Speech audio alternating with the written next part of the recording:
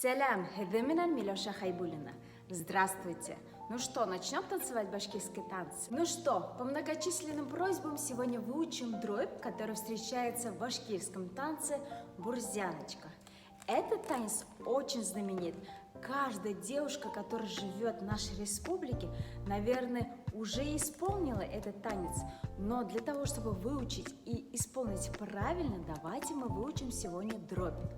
Этот дробь делается из двух частей. Развернулись, ручку поставили возле лица. И начинается у нас правая нога. Первая часть.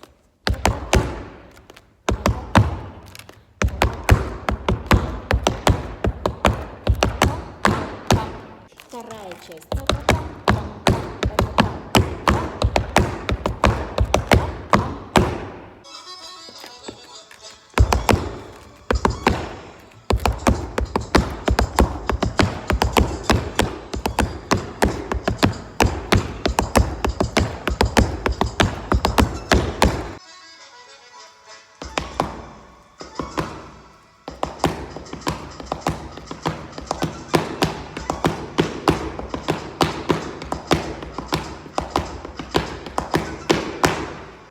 Дорогие мои девочки, дорогие мои друзья, вы не думайте, что эта дробь очень сложная. Главное, медленно и постоянно повторять, тогда у вас точно получится.